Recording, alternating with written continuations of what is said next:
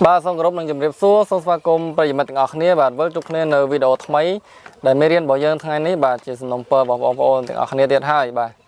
cứ để con xua temประมาณ piện này là nhom chui bằng riêng bà để xa miền piện khác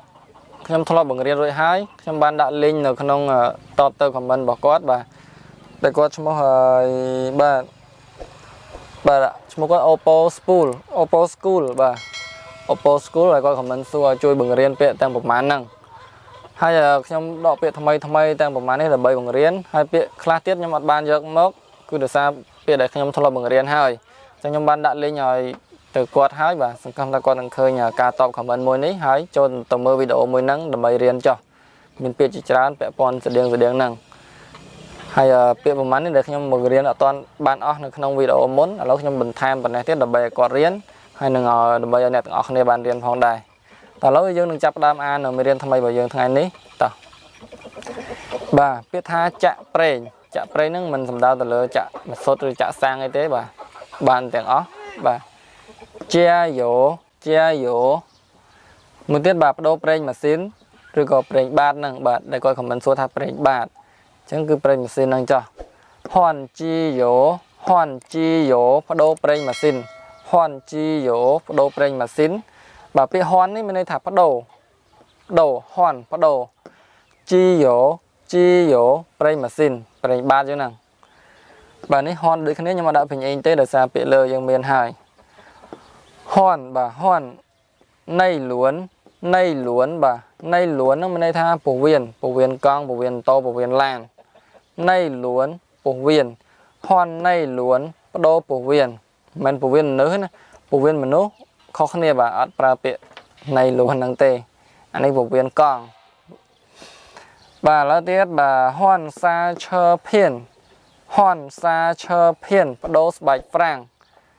បដូរស្បែកហ្វ្រាំងបាទហន់បដូរដដែលសាឈើនេះពីរនេះសាឈើមានន័យថាហ្វ្រាំងណាសាឈើហ្វ្រាំងអញ្ចឹងពាក្យហ្វ្រាំងនេះធ្លាប់បង្រៀននៅវីដេអូមុនហើយដែរប៉ុន្តែអត់ដែលបង្រៀនពាក្យស្បែកហ្វ្រាំងទេអញ្ចឹងយើងថែមតែពាក្យភៀននេះពីមុខបាទ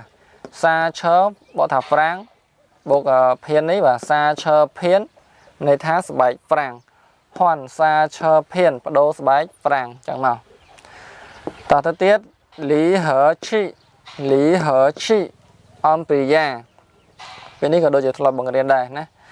លីហឺឈីអំព្រិយាអញ្ចឹងមិនថាអំព្រិយាម៉ូតូអំព្រិយាឡាននេះដូចគ្នាណាលីហឺឈីអំព្រិយាយោមើនមានន័យថាហ្គាយោមើនមានន័យថាហ្គាបាទយោមើនបាទសង្ឃឹមថាទាំងអស់គ្នានឹងស្ដាប់បានច្បាស់នៃការបញ្ចេញសម្លេងរបស់ខ្ញុំហើយបើមានកន្លែងណាអត់ច្បាស់បាទឬក៏អត់ចាំសារវីដេអូមើលឡើងវិញហើយឬក៏ comment សួរនៅខាងក្រោមវីដេអូបានពាក្យណាមួយដែលស្ដាប់បានច្បាស់ឬក៏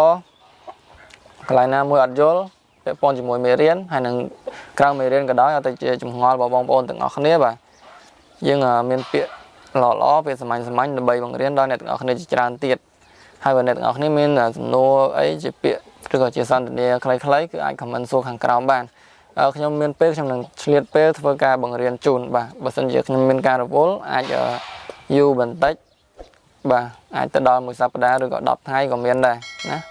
អាស្រ័យទៅលើពេលវេលាសមស្របអញ្ចឹងមេរៀនរបស់យើងថ្ងៃនេះខ្ញុំបានអានរួចរាល់ហើយក៏ច្បាស់លាស់ល្អដែរសម្រាប់ឲ្យអ្នកទាំងអស់គ្នារៀនណាឥឡូវសូមបញ្ចប់វីដេអូរបស់យើងនេះត្រឹមនឹងសិនចុះចាំជួបគ្នានៅថ្ងៃស្អែកបន្តទៀតដែលមានមេរៀនថ្មីជាច្រើនទៀតដើម្បីបង្រៀនដល់អ្នកទាំងអស់គ្នាបាទសូមអរគុណសូមជម្រាបលា